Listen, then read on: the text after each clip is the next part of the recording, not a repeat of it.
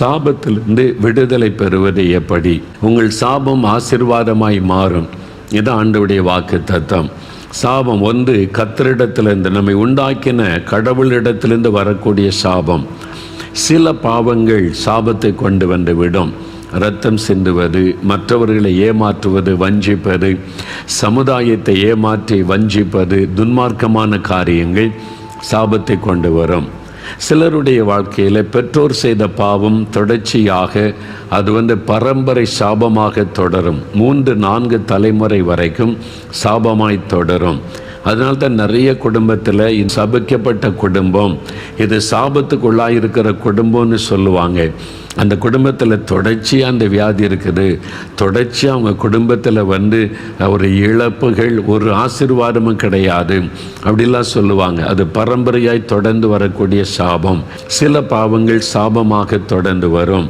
அது கர்த்தரிடத்திலிருந்து வரக்கூடிய சாபம். சரி, இப்போது தேவனிடத்திலிருந்து சாபம், ஏதோ ஒரு பாவம் செய்துட்ட சாபம், என் முன்னோருடைய பாவத்தினால சாபம் தொடருது. நான் என்னை யாரோ சபிச்சிட்டாங்க, சிலர் என்னால் பாதிக்கப்பட்டு நான் சாபத்துக்குள்ளாயிட்டேன், என் வார்த்தையினாலே எனக்கு சாபம் ஆயிட்டு. இப்போ விடுதலை பெறுவது எப்படி? நான் சாபத்துக்குள்ளே இருக்குது தெரியுது, நான் தப்பு பண்ணிட்டேன், பாவம் செய்துட்டேன், முன்னோருடைய பாவம் சாபமாக தொடருது, அந்த பாதிப்பு வந்துக்கிட்டே இருக்கு. விடுதலை பெறுவது எப்படி? இப்போ இதான் முக்கியம். நல்லா கவனிங்க. சாபத்திலிருந்து விடுதலை பெறுவது எப்படி? ஏதோ ஒரு விதத்தில் சாபத்துக்குள்ளாயிட்டீங்க, சாபம் குடும்பத்தை தாக்கி இருக்குது, ஒரு ஆசீர்வாதமும் இல்லை, நன்மையும் இல்லை, சாபத்தினால் வந்த வியாதி தொடர்ந்துக்கிட்டே இருக்கு, சாபத்தினால் வந்த தரித்திரம் தொடருது, கடன் பிரச்சனை தொடருது, பயமும் கலக்கமும் ஒரு வெறுப்பும் கசப்பும் காணப்படுது, நிம்மதியே இல்லை, ஒரு ஆசீர்வாதம் வீட்டில் இல்லை. இப்போ இதிலிருந்து விடுதலை பெற்று ஆசீர்வாதமாக இருப்பது எப்படி? அதுதான் சொல்லித்தரேன் உங்களுக்கு. ஒரு 4 காரியம் நல்ல கவனமாக கேட்டு நம்ம ஜெபிக்க போகிறோம். நல்ல கவனிங்க. முதலாவது, விசுவாசிக்கணும். விசுவாசியுங்கள். எதை விசுவாசிக்கணும்? இயேசு கிறிஸ்து எனக்காக சிலுவையில் சாபம் ஆனார், அவர் என் சாபத்தை மாற்ற வல்லமை உள்ளவர் என்று விசுவாசிக்கணும். கலாத்தியர் 3:13 மரத்திலே தூக்கப்பட்ட எவனும் சபிக்கப்பட்டவன் என்று எழுதியிருக்கிறபடி கிறிஸ்து நமக்காக சாபமாகி நியாயப்பிரமாணத்தின் சாபத்திற்கு நம்மை நீங்களாக்கி மீட்டு கொண்டார். கிறிஸ்து நமக்காக சிலுவையில் சாபமானார். இதுதான் நீங்கள் விசுவாசிக்கணும். இந்த சாபத்திலிருந்து விடுதலை பெற ஒரே வழி, பணம் கொடுத்தெல்லாம் சாபத்திலிருந்து விடுதலை பெற முடியாது. தான தர்மம் பண்ணிலாம் சாபத்திலிருந்து விடுதலை பெற முடியாது. சாபத்துக்கு நீ பரிகாரம்னு பணம் செலவு பண்ணிலாம் நீங்கள் மாற முடியாது. உங்களுக்காக சிலுவையில் சாபமான ஒருவர் இருக்கிறார். அவரால் தான் உங்களுடைய சாபத்தை ஆசீர்வாதமாய் மாற்ற முடியும். சாபத்தினுடைய வல்லமையை முறிக்க முடியும். சாபத்திலிருந்து விடுதலை கொடுக்க முடியும். ஏன்? இயேசு சிலுவையிலே நமக்காக சாபம் ஆனார் என்று வேதம் சொல்லுகிறாரு. அதை நீங்கள் விசுவாசிக்கணும். அவ்வளோதான்.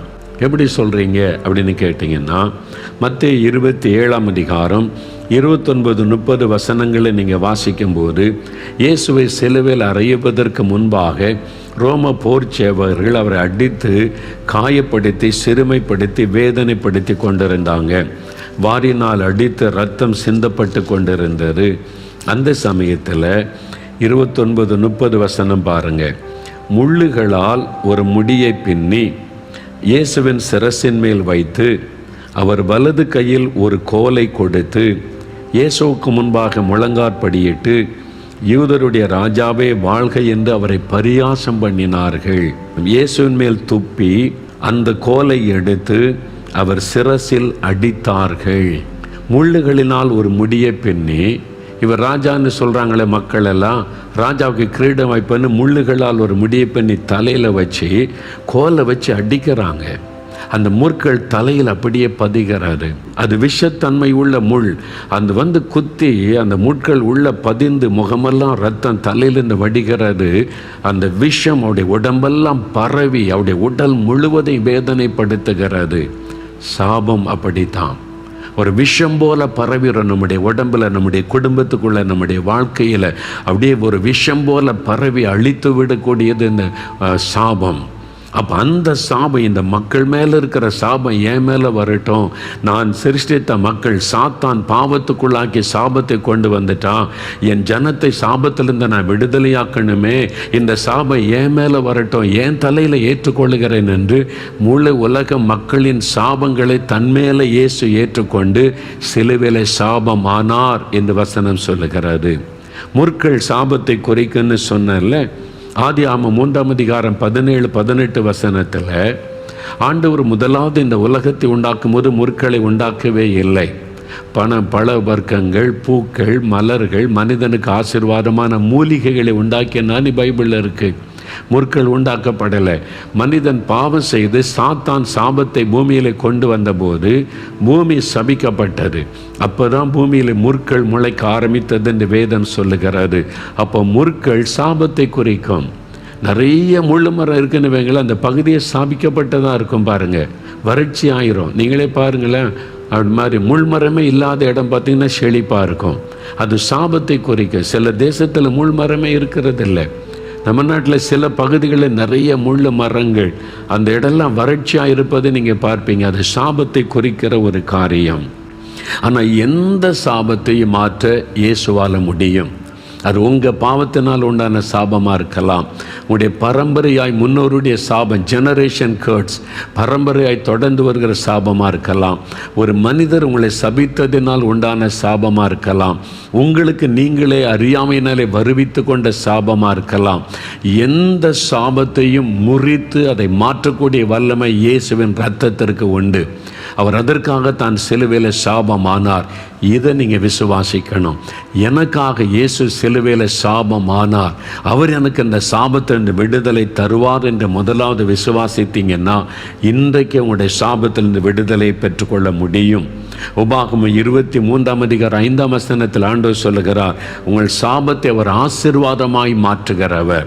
அவர் சாபத்தை முறிக்கிறவர் மாத்திரமல்ல, அந்த சாபத்தை அவர் ஆசீர்வாதமாய் மாற்றுகிறவர். இன்றையிலிருந்து சாபம் உடைய வாழ்க்கையில் ஆசீர்வாதமாய் மாறும். என் ஆசீர்வாதத்தை காண்பீங்க. அதுக்கு தான் ஆண்டவர் உங்களோடு பேசுகிறார். சாபத்தில் வந்த வியாதிகள் மறையும். சாபத்தில் வந்த வறுமைகள் நீங்கும். சாபத்தில் வந்த தோல்விகள், ஏமாற்றங்கள், தடைகள் எல்லாம் நீங்கி இனி ஒரு சந்தோஷம், மனமகிழ்ச்சி, ஆசீர்வாதம், செழிப்பு, நன்மை உண்டாகும். அது இயேசு கிறிஸ்துவின் இரத்தத்தின் வல்லமையினால் தான் தர முடியும். அதுக்கு தான் அவர் சிலுவையில் இரத்தம் சிந்தினார். அதை விசுவாசிங்க. ரெண்டாவது, நீங்கள் விசுவாசிக்கிறீங்க, அதே சமயத்தில் மனம் திரும்பணும். எதனால் இந்த சாபம் வந்தது? உங்களுடைய பாவத்தினால் அந்த சாபம் வந்தால் பாவத்தை விட்டு மனம் திரும்பணும். ஆண்டவரே, என் பாவத்தை மன்னிச்சிருங்க, நான் இந்த பாவத்தை செய்துட்டேன், சமுதாயத்துக்கு தீங்கு விளைவிச்சிட்டேன், நான் கலப்படம் பண்ணி பணம் சம்பாதிச்சிட்டேன், கள்ளத்தனமாக பணம் சம்பாதித்து சமுதாயத்தை பாதித்து உண்டாக்கிட்டேன், இவங்களை ஏமாற்றிட்டேன், அவங்கள ஏமாற்றிட்டேன், என்னை மன்னிங்கன்னு அந்த பாவத்தை விட்டு மனம் திரும்பணும். பாவத்தை அறிக்கை செய்ய விட்டு விடணும். அது மாத்திரல்ல, சில காரியத்தை சரிப்படுத்த வேண்டியது அவசியம். லூக்கா 19ஆம் அதிகாரம் 8-9 வசனத்தில் வாசித்தீங்கன்னா, சகையு என்ற மனிதனை குறித்து வாசிக்கிறோம். அவன் ஒரு சபிக்கப்பட்டவனாய் இந்த ஊர் மக்களால் காணப்பட்டான். அவங்கள்ட்ட யாரும் பேச மாட்டான். அநியாய சம்பாத்தியம், அதிகமாக வரி வசூல் பண்ணி மக்களை ஏமாற்றி உறிஞ்சுகிறவனாக இருந்தான். அதாவது இந்த காலத்தில் சொன்னால் லஞ்சம் ஊழல் பண்ணுகிற அதிகாரி அவன் இருந்தான். அதனால் மக்கள் எல்லாம் அவனை வெறுத்தாங்க. இப்போது அவனுக்கு நிம்மதி இல்லை, சமாதானம் இல்லை, வீட்டில் ஆசீர்வாதம் இல்லை, சாபம் தொடருகிறது. இப்போ இயேசு கிறிஸ்துவிட்ட போனால் சாபம் மாறின்னு வந்தானா? இப்போ அவன் என்ன சொல்லுகிறான்? சகையன் என்று இயேசுவை நோக்கி, ஆண்டவரே, என் ஆஸ்திகளில் பாதியை நான் ஏழைகளுக்கு கொடுக்கிறேன். நான் ஒருவனிடத்தில் எதையாகிலும் அநியாயமாய் வாங்கினது உண்டானால் நாலத்தனையாக திரும்ப செலுத்துவேன். யார்ட்டாவது ஏமாற்றி அநியாயமாக வாங்கியிருந்தால் 4 மடங்காக திரும்ப கொடுக்கிறேன். 1000 ரூபாய் ஏமாற்றி இருந்தால் 4000 ரூபாயை திருப்பி தருகிறேன். பார்த்தீங்களா? அப்படி சொல்லுகிறான். அந்த சாபம் மாறுவதற்கு அவன் சில காரியங்களை சரிப்படுத்துகிறான். அநியாயமாக சம்பாதிச்சிருந்தால் அந்த பணம் வீட்டில் இருக்க வரைக்கும் சாபம் போகாது. அதை சரிப்படுத்தணும். அடுத்தவங்க பொருள் உங்கள் வீட்டில் இருந்தால் அந்த சாபம் போகாது, கிளியர் பண்ணணும். உங்கள் மூலமாக யாராவது பாதிக்கப்பட்டிருந்தால் அவங்களோட ஒப்புரவாகி சரிப்படுத்தி கொள்ளணும், மன்னிச்சிடணும், மன்னிப்பை பெற்றுக்கொள்ளணும். இதெல்லாம் செய்யும்போது தான் சாபத்திலிருந்து விடுதலை உண்டாகும். சரிப்படுத்தி கொள்ளணும். ஸ்மித் விக்கில்ஸ் என்ற தேவ மனிதர் கடந்த நூற்றாண்டில் இங்கிலாந்து தேசத்தில் தேவனால் வல்லமையாய் பயன்படுத்தப்பட்டவர், விசுவாச அப்போஸ்தலன் என்று அழைக்கப்பட்டவர். கர்த்தர் கொண்டு பலத்த அற்புதங்களை செய்தார். ஒரு சமயம் ஒரு கூட்டத்தில் பிரசங்கம் முடித்து ஜெபிக்க அநேகர் வரிசையாக வரும்போது ஒவ்வொருவருக்காக ஜெபம் பண்ணினார். அவர் கரமைத்து ஜெபிக்கும் போது பலத்த அற்புதம் நடக்கும். ஒரு மனிதர் வந்தார், எனக்கு இப்படி ஒரு வியாதி, டாக்டர்ஸ்கிட்ட போனால் என்னென்னவோ மருந்துகள், என்னென்னவோ ட்ரீட்மெண்ட் எல்லாம் எடுத்து பார்த்துட்டு சுகமே ஆக மாட்டேங்குது, என்ன பண்ணன்னு தெரியலன்னு டாக்டர்ஸ் சொல்கிறாங்க, ஆனால் நான் பாதிக்கப்பட்டு கொண்டிருக்கிறேன், எனக்காக ஜெபம் பண்ணுங்கன்னு சொன்னார். இந்த ஸ்மித் விக்கில் சொன்ன தேவ மனிதர் அவருக்காக ஜெபிக்க கண்ணை மூடின போது திடீர்னு ஆண்டவர் ஒரு காட்சியை காண்பித்தார். உடனே கண்ணை திறந்து அவரை பார்த்து கேட்டார், 10,000 பவுண்டு என்று ஆண்டவர், இங்கிலாந்தில் பவுண்டு, அதான் அவனுடைய மணி பேர், நம்ம ரூபாய்ன்றல பவுண்டு, 10,000 பவுண்டு என் கண் முன்னால் தேவன் ஒரு காட்சியை காண்பிக்கிறார். 10,000 பவுண்டுக்கும் உனக்கு என்ன சம்பந்தம்? இதில் ஏதோ ஒரு காரியம் இருக்கும், வியாதிக்கும் அதுக்கு சம்பந்தம் இருக்கிறது. 10,000 பவுண்டுன்னு எனக்கு ஆண்டவர் காண்பிக்கிறார், என்ன விஷயம் என்று கேட்டார். அவர் நடுங்கி போனார். அவர் சொன்னார், ஐயா, என் சகோதரன் நான் சேர்ந்து தான் பிஸ்னஸ் பண்ணோம், சேர்ந்து தான் சம்பாதிச்சோம். என் சகோதரன் சமீபத்தில் மரித்து விட்டான். அவன் மரித்ததுனால சொத்தெல்லாம் பகிர்ந்து என் சகோதரனுடைய மனைவி பிள்ளைகளுக்கு வீடு நிலங்கள் சிலதெல்லாம் கொடுத்தேன். ஆனால் பேங்கில் 20,000 பவுண்டு இருக்கிறது. அதில் 10,000 பவுண்டு என் சகோதரன் மனைவிக்கு தான் போனேன், அந்த விதவைக்கு. நான் சொல்லிட்டேன், உங்களுக்கு வீடு தந்திருக்கேன், நிலம் தந்திருக்கிறேன், பணம் தரமாட்டேன்னு சொல்லிட்டேன். அப்போ நியாயமாக அந்த விதவிக்கு கொடுக்க வேண்டிய 10,000 பவுண்டை தரமாட்டேன்னு ஏமாற்றிட்டார். அதைத்தான் காமிச்சிருக்கிறாரோ? அதுதான், நீ ஒருத்தரை ஏமாற்றி பணம் எடுத்திருக்கிறல்ல, ஒரு விதவை ஏமாற்றிருக்கல்ல, உன் சொந்த சகோதரனை ஏமாற்றி வஞ்சித்திருக்கிறல்ல, அதான் இந்த வியாதி. சாபம் வந்து விட்டது. உன்னை யாரும் காப்பாற்ற முடியாது, எந்த ஆஸ்பத்திரியும் காப்பாற்ற முடியாது. ஒரே வழி, அந்த $10,000 கொண்டு போய் என் சகோதரன் மனைவிகிட்ட கொடுத்து என்னை மன்னிச்சிரு, ஆசீர்வதின்னு கேளு, அப்போ தான் உனக்கு வியாதி மாறும். அதான் ரிசல்ட்டு. இதை சரிப்படுத்தணும். பார்த்தீங்களா, நிறைய பேர் நினைக்கிற எல்லா பாவமும் செஞ்சுட்டு ஏசிக்கிட்டு வந்து மன்னிச்சிருங்கன்னு கேட்டால் மன்னிச்சிருவார், பல்லத்து போலாம் நினைக்கிறாங்க. போக முடியாது ஐயா. சகையு பாருங்க, ஆஸ்திகளில் பாதி ஏழைகளுக்கு கொடுக்கிறார், அநியாயமை வாங்கினதை 4 மடங்காக திருப்பி கொடுக்கிறார். நிறைய பேர் நம்ம உணர்வதே இல்லை.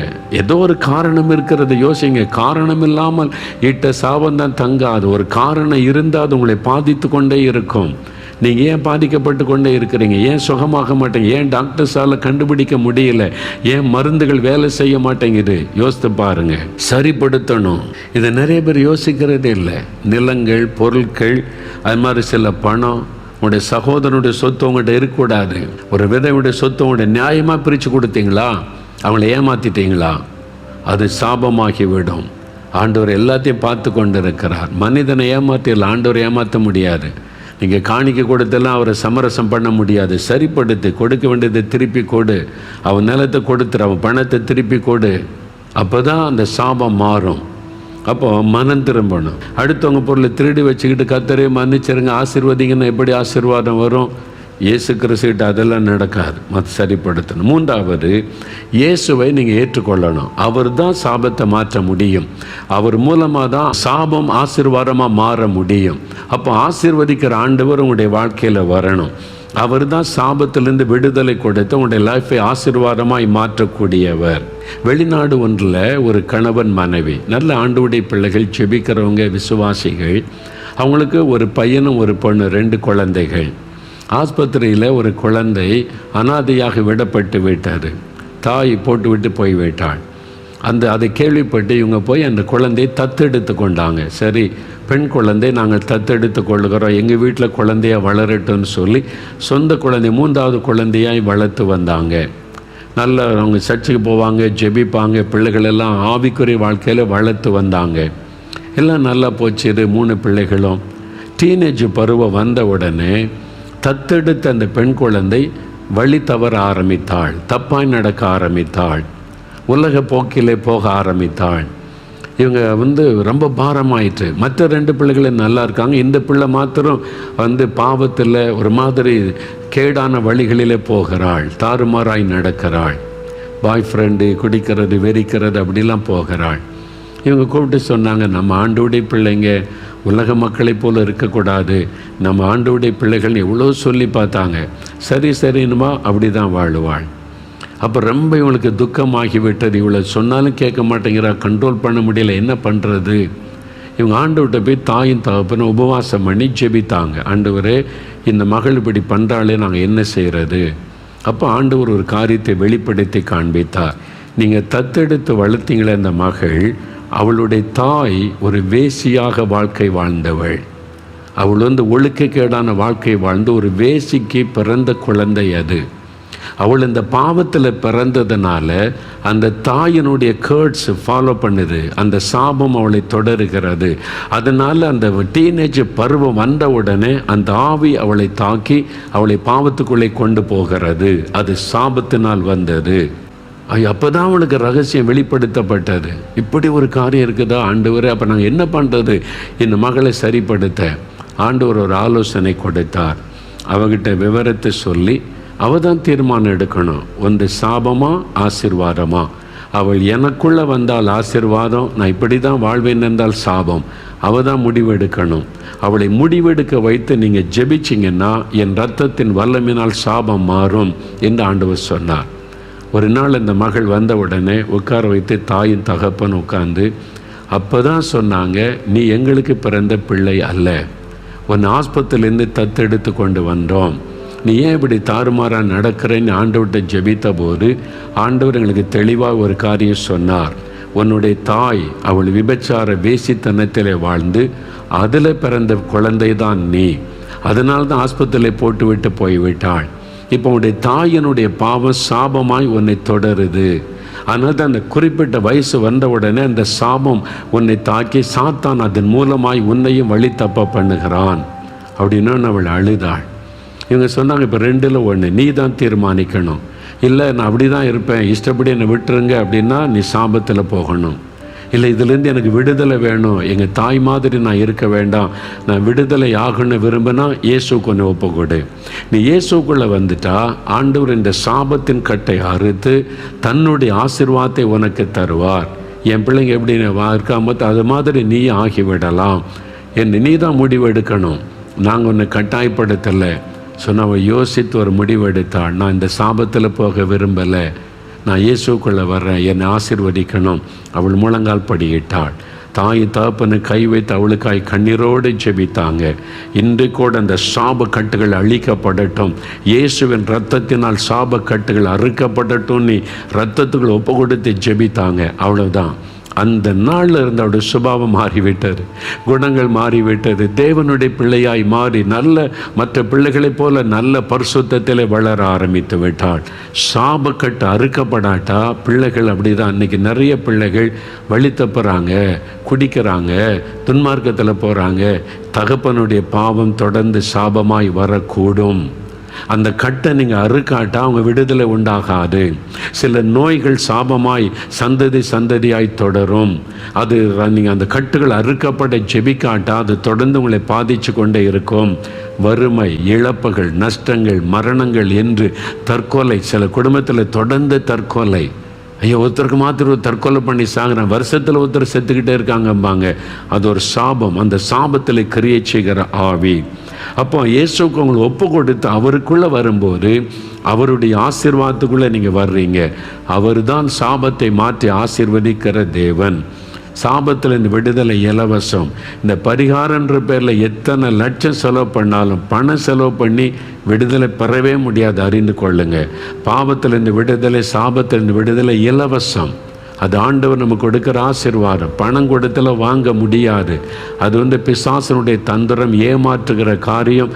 அதனால் விடுதலை வராது. கடைசியாக 4வது ஒரு காரியம், இப்போ என்ன செய்யணும்? ஜெபிக்கணும். முதல்ல விசுவாசிங்க, 2வது மனம் திரும்புங்க, 3வது இயேசுவுக்கு உங்களுடைய வாழ்க்கையில் இடம் கொடுத்து அவருக்குள்ளே வந்துடுங்க. 4வது ஜெபிக்கணும், அறிக்கை செய்து ஜெபிக்கணும். எப்படி ஜெபிக்கணும்? ஆண்டவரே, இந்த சாபத்தை சிலுவையில் சுமந்தீங்க, உம்முடைய இரத்தத்தினால சாபத்தில் விடுதலை உண்டுன்றதை விசுவாசிக்கிறேன். இப்போ என் மேலே, என் குடும்பத்தின் மேலே இருக்கிற சாபக்கட்டுகள் அறுக்கப்படணும். என் பிள்ளைகளை தொடர்ந்து வருகிற சாபக்கட்டு அறுக்கப்படணும். இயேசுவின் நாமத்தில், இயேசுவின் இரத்தத்தின் வல்லமை எங்கள் மேலே, எங்கள் குடும்பத்தின் மேலே கிழிக்கப்படட்டும், இன்றைக்கு இயேசு கிறிஸ்துவின் நாமத்தில் இந்த சாபக்கட்டு அறுக்கப்படட்டும்னு ஜெபிக்கும் போது கட்டுகள் அறுக்கப்படும். உடனே மாற்றம் உண்டாவதை நீங்கள் காண்பீங்க. சில வருஷத்துக்கு முன்னால் ஒரு குடும்பம், கணவன் மனைவி, அவங்க நல்ல வசதியான குடும்பம், நிறைய டிரான்ஸ்போர்ட் வச்சுருக்கிறாங்க, நல்ல வசதி செல்வ செழிப்பில் இருந்திருக்காங்க. திடீரென்று ஒவ்வொன்றாக இழந்து கொண்டே வந்தாங்க. நஷ்டங்கள், இழப்புகள், அப்படியே பண கஷ்டம் வரைக்கும் வந்து விட்டார். வியாதி, அப்படி அந்த சகோதரி மனைவிக்கு 7 விதமான வியாதியாம். ஹார்ட்டில் ப்ராப்ளம், லங்ஸில் ப்ராப்ளம், லிவர் ப்ராப்ளம், கர்ப்பப்பையில் பிரச்சனை, 7 விதமான நோய்க்கு இவ்வளோ மாத்திரை சாப்பிடும். கை நிறையா ஃபேமிலி டாக்டர் சொல்லிட்டான், எல்லாம் செக் பண்ணிட்டு இவ்வளோ பாதிப்பு இருக்குது என்ன. அப்போ நஷ்டம் ஒரு பக்கம், இழப்பு ஒரு பக்கம், அதனால் அவமான நிந்த அந்த வியாதி ஒரு பக்கம். அவங்க நினச்சாங்களே யாரும் நமக்கு பில்லி சூன்யம் பண்ணிட்டாங்க, மந்திரம் பண்ணிட்டாங்க, அதனால தான் நம்ம பாதிக்கப்படுறோம்னு சொல்லி 4 மாவட்ட ஜெபத்துக்கு வந்தாங்க, திறப்பின் வாசல் ஜெபத்திற்கு. அப்போ வந்திருக்கும் போது அன்றைக்கு சாபத்தை குறித்தும் சாபத்திலிருந்து விடுதலை பெறுவதை குறித்து நான் பிரசங்கம் பண்ணி இருக்கிறேன். அதை கேட்ட உடனே அவங்களுக்கு ஒரு வெளிச்சம் தெரிந்தது. இது பில்லி சூனியத்தினால் வந்ததல்ல, மந்திரத்தினால் பாதிப்பு அல்ல, இது சாபம். நம்ம செய்த சில பாவத்தை ஆண்டவர் உணர்த்தி இருக்கிறார். சில விக்கிரக ஆராதனை, ஆண்டவருக்கு பிரியமில்லாத சில பாவ காரியம், பேய் வணக்கங்கள் என்று தேவன் சிலதை காமிச்ச உடனே இந்த பாவத்தினால தான் இது சாபமாக தொடருது, இதிலிருந்து இயேசு விடுதலை தரணும். அந்த கூட்டத்திலேயே கண்ணீரோட, ஆண்டவரே நாங்கள் தெரியாமல் இந்த பாவத்தில் இருந்துட்டோம், எங்களுக்கு அது தெரியாது, பக்தின்ற நிலைமையில் எல்லாத்தையும் நாங்கள் வணங்கிட்டோம், ஆனால் இது சாபத்தை கொண்டு வரும்னு தெரியாது, எங்களை மன்னிச்சு இயேசுவே உம்முடைய ரத்தத்தினால் விடுதலை கொடுங்கன்னு அழுது ஜெபிச்சிருக்கிறாங்க. அவ்வளோதான், ஒரு தேவ வல்லமை அவங்களை தொட்டார். வீட்டுக்கு போயிட்டாங்க. 1 வாரம் கழித்து என்னை பார்க்கணுன்னு சொல்லி அவங்க என்னை பார்க்க கணவன் மனைவி 2 பேரும் வந்திருந்தாங்க. அவங்கள உட்கார வைத்து பேசும்போது அப்போ தான் இதெல்லாம் அவங்க சொன்னாங்க. என்ன நடந்ததுன்னு கேட்டேன். இதெல்லாம் சொல்லி நாங்கள் இந்த ஜெபத்தில் வந்து கண்ணீரோடு அழுது இயேசுக்கு ஒப்பு கொடுத்து ஜெபித்த போது சாபக்கட்டுகள் மாறிவிட்டார். நான் கேட்டேன், சாபம் மாறிட்டுன்னு எப்படி சொல்கிறீங்க அப்படின்னு கேட்டேன். அப்போ அவங்க சொன்னாங்க, என் மனைவிக்கு 7 கொடிய நோய், எங்கள் ஃபேமிலி டாக்டர்களுக்கு உண்டு, இவ்வளோ மாத்திரை என் மனைவி ஒவ்வொரு வேளையும் சாப்பிடணும், என் சரீரத்தில் நல்ல சுகம், ஜெபிச்சுட்டு போன பிறகு எல்லாம் ஆரோக்கியமாக இருக்குது, சரீரம் நல்லா புதுசாக மாறிவிட்டது, நான் இப்போ நல்லா இருக்கிறேங்க, எதுக்கு இந்த மாத்திரை சாப்பிட்ணும், இல்லை டாக்டர்கிட்ட செக் பண்ணிடலான்னு எங்கள் ஃபேமிலி டாக்டர்கிட்ட போய் செக் பண்ணோம். அவர் எல்லாத்தையும் தரவாக செக் பண்ணி அவர் வந்து மறுபடியும் ஸ்கேன்லாம் எடுத்து பார்த்துட்டு எல்லாம் நார்மலாக இருக்குது. எப்படி 7 விதமான வியாதி மாறி சரீரமே புது சரீரமாக இருக்குது, இது எப்படி நடந்ததுன்னு ஆச்சரியப்பட்டு போனார். அவங்க சொன்னாங்க, இப்போ நான் நல்லா இருக்கிறேன் ஐயா, நல்ல சுகமாக இருக்கிறேன் ஐயா. அந்த சாபக்கட்டு அறுக்கப்பட்ட உடனே சாபத்தில் வந்து வியாதி மறைந்து விட்டார், பூரண விடுதலை. நேரில் வந்து என்கிட்ட பேசி சொன்னாங்க, இது மாதிரி பலரை என் ஊழிய பாதையிலே சந்தித்திருக்கிறேன், அதனால தான் நான் இயேசு கிறிஸ்துவின் நாமத்தில் சொல்லுகிறேன், இன்றைக்கு உங்களுக்கு சாபத்தில் இந்த விடுதலை. காரணம், இயேசு சிலுவையிலே உங்களுக்காக சாபம் ஆனார். அவர் இரத்தத்தை சிந்தி தலையிலே முள்முடி ஏற்றுக்கொண்டு உங்கள் சாபத்தை தன் மீது ஏற்றுக்கொண்டார். யார் ஒருவர் இயேசுவின் சிலுவைக்காண்டு வந்து, ஆண்டவரே இயேசுவே எனக்காக சிலுவையில் சாபமானீர், நானும் என் குடும்பம் சாபத்தில் கஷ்டப்படுகிற, சாபத்தினால் வந்த வியாதி, சாபத்தினால் வந்த வறுமை, சாபத்தினால் வந்த குழப்பம், நிம்மதி இல்லை, எங்களுக்கு ஒரு விடுதலை வேணும்னு நீங்கள் விசுவாசித்து ஜெபித்தால் உங்களுக்கு உடனே விடுதலை. நீங்கள் தான் ஆண்டவர் சொல்கிறார், ஆசீர்வாதத்தை சாபத்தை உனக்கு முன்னால் வச்சிருக்கிறேன், இது ஆசீர்வாதத்துக்கு வழி, இது சாபம், நீ தான் தெரிந்து கொள்ளணும். இயேசு கட்டாயப்படுத்தலை யாரையும், நீங்கள் தான் தெரிந்து கொள்ளணும். எனக்கு இந்த ஆசீர்வாதம் வேணும்னு தெரிந்து கொண்டு ஆசீர்வாதம், எனக்கு இந்த இயேசு வேண்டாம், ஒருத்தர் வேண்டாம், நான் அப்படி தான் இருப்பேன்னா ஓகே, இயேசு கட்டாயப்படுத்த மாட்டார். வசனம் சொல்லுது, ஆசீர்வாதத்தையும் சாபத்தையும் உங்கள் முன்னால் வைத்திருக்கிறேன், நீங்கள் தான் தெரிந்து கொள்ளணும். எனக்கு ஆசீர்வாதம் வேணும், சாபத்திலிருந்து விடுதலை வேணும்னா இன்றைக்கு உங்களுக்கு ஒப்பு கொடுத்து, இயேசுவே எனக்கு விடுதலை கொடுங்க அப்படின்னு கேட்டால் விடுதலை பெற்றுக்கொள்வீங்க. பிரியமானவர்களே, இயேசுவின் நாமத்தில் உங்களுக்கு என் அன்பின் வாழ்த்துக்கள். ஆண்டவர் உங்களோட இன்றைக்கி பேசியிருக்கிறார்ல, வசனத்தை கேட்டீங்க. ஆண்டவர் தம்முடைய வார்த்தைகளை கொண்டு நம்மோட பேசுகிறவர். உங்கள் பிரச்சனைக்கு காரணம் என்ன, சில காரியம் என்ன காரணம்னே குழம்பிக்கிட்டு இருந்தீங்கல்ல, எதனால் இப்படி நடக்குது, ஏன் எனக்கு இப்படிலாம் நடக்கணும், தொடர்ச்சியாக ஏன் இந்த மாதிரிலாம், ஒரு ஆசீர்வாதமே இல்லையே, நினைக்கிறீங்களா? சாபமாக இருக்கலாமோ? வசனம் சாபத்தை குறித்து பேசுகிறது. இயேசு சிலுவையிலே நம்முடைய சாபத்தை கூட சுமந்தார் என்று வேதத்தில் வாசித்தோம்ல. அப்போ நம்முடைய சாபத்தை அவர் சுமந்தார்னு என்ன அர்த்தம்? சாபம் என்கிற ஒரு காரியம் மனுக்குலத்துக்கு பாதிப்பை உண்டாக்குகிறாரு. அப்போ ஏதோ ஒரு காரியம் சாபமாய் தொடர்ந்து வந்திருக்கலாம் உங்கள் வாழ்க்கையில். சிலருக்கு ஜெனரேஷன் கர்ட்ஸ், பரம்பரையாய் தொடர்ந்து வருகிற சாபம். அந்த சாபம் வந்துட்டால் சிலருக்கு பரம்பரைய வியாதி தொடரும், வறுமைகள் தொடரும், நஷ்டங்கள் தொடரும், இழப்புகள் தொடரும், அவமானங்கள் தொடரும், அப்படியே பாதிப்புகள் 3ஆம் 4ஆம் தலைமுறை வரைக்கும் கூட தொடரும். அது மாதிரி சாபத்தினால் உண்டான பாதிப்புகள் இருக்கலாம். எல்லாத்தையும் இயேசு சிலுவையில் சுமந்துட்டார். இனி நீங்கள் சாபத்துக்குள்ள இருக்குன்னு அவசியமே கிடையாது. நீங்கள் விடுதலை பெற என்ன செய்யணும்? இயேசு என் சாபத்தெல்லாம் சுமந்துட்டா நீ விசுவாசிக்கணும். 2வது, இயேசுவே என் சாபத்தை சுமந்ததற்காக ஸ்தோத்திரம்னு சொல்லி உங்களுடைய இரத்தத்தின் வல்லமினால் அந்த சாபக்கட்டை அழிச்சு போடுங்க, அதை எடுத்து போடுங்கன்னு நீங்கள் ஜெபிக்கணும். விசுவாசத்தோடு ஜெபிச்சுட்டா ஆண்டவர் இந்த அற்புதத்தை செய்தருவார். ஒருவேளை சில சாபத்துக்கான காரணம் தெரிஞ்சுன்னா மனம் திரும்பி அந்த பாவத்தை விட்டு விட வேண்டும். அப்படி ஒப்பு கொடுத்து ஜெபிக்கணும். இப்போ ஜெபிக்கலாமா? உங்கள் வாழ்க்கையில் சாப கிரியைகள் இருக்கிறதா? நெஞ்சில் கை வைத்து கொள்ளுங்க.